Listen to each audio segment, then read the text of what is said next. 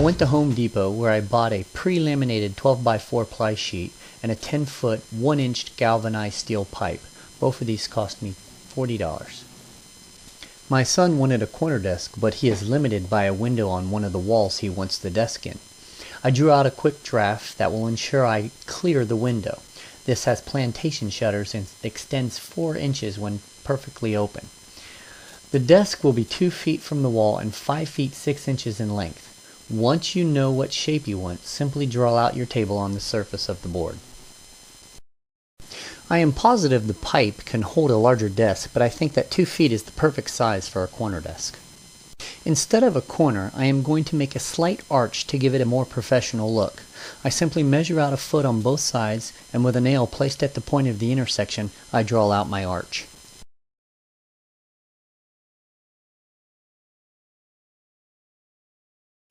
I drilled a small hole at the end of my ruler so my pencil tip can fit through it. With a compass, I round out my corners. Any theme will work. A paint can will do just fine. You just want the bends to be long and round so when you apply the edging, it will have no problems adhering to it. Once your desk is drawn out, you may begin cutting. First, I clamp down a straight board as a guide to keep my cuts straight. You will have time to prove you can cut a straight line when you get to the bends. For pre-laminated boards, you need to use a very thin and fine finishing blade to minimize the chipping of the particle board beneath the laminate. To really cut down on chipping, you can use a straight blade and cut along your line. If you do this, then when you are sawing, do not cut on the line, but to the outside of it.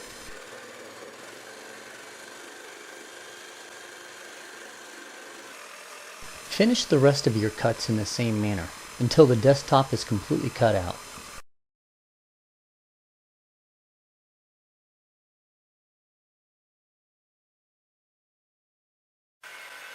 Now to cut your pipes. Simply use whatever metal blade you possess and cut your pipes. I have decided that I want the desk slightly higher than 2 feet, so each pipe was cut to 3 feet 6 inches. This will include the bend. Dividing the length of your pipes in half, clearly mark them so you can ensure your bends will all be centered. Take your pipes to a workshop, or if you have a pipe bender, bend your pieces to 90 degrees each. I have a piece that will take multiple bends to avoid the window. I anticipate you will not have this problem. If you are making the bends yourself, ensure they are 90 degrees by using a square.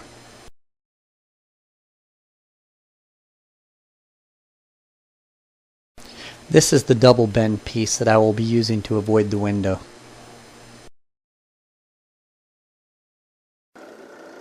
Now, lay your pipe on a flat surface and drill out the holes. These holes will be used to secure the desktop to the pipes. You probably won't need more than 3. A hand drill works fine, but here I will be using my drill press to ensure that the holes are 90 degrees. Just ensure you are using a titanium drill bit, or this process will take a long time. Taking a piece of scrap that was cut from the desktop, I clamp it down to ensure that when the pipes are drilled, the holes remain perpendicular to the wall. Just make sure you clamp the pipe to the scrap piece so it's straight up and down.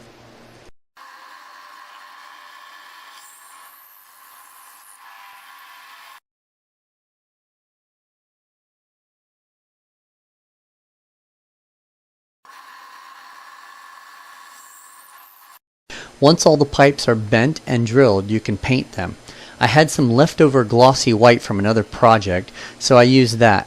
Use whatever is closest to the wall color of the room the desk is going in.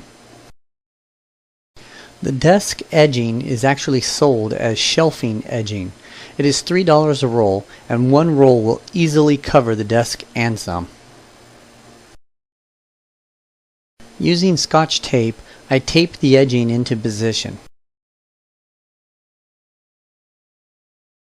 I cover the iron with aluminum foil so I do not get any adhesive on the iron or burn the edges while applying.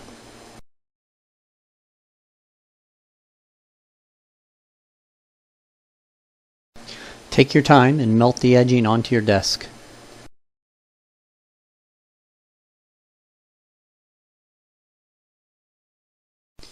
In past experiences, I have learned that screws are easily pulled from particle boards, so I've decided to cut a couple of braces that I can tack down and with wood glue mount to the bottom of the desk. This will be stronger and allow me to screw in the mounts with regular screws. Your only limitations to the width of these boards is to ensure that they are wider than your pipe, but not small enough to allow tacks to penetrate through the top of your desktop. Take a small scrap piece cut from the desktop and test your nail depth before you fasten the real ones to the desktop. The worst thing you could do is penetrate the desktop with a nail on the last step of this project. Simply use a level when installing your pipes to the wall. You can set them at any height you desire. A good rule of thumb is to ensure that the armrest of your desk chair can easily pass under the desk. Now place the desktop on the pipe mounts and slide snugly into place. The last step will be to secure the desktop to the pipe mounts. With a bead of glue, lace one side of your cut board.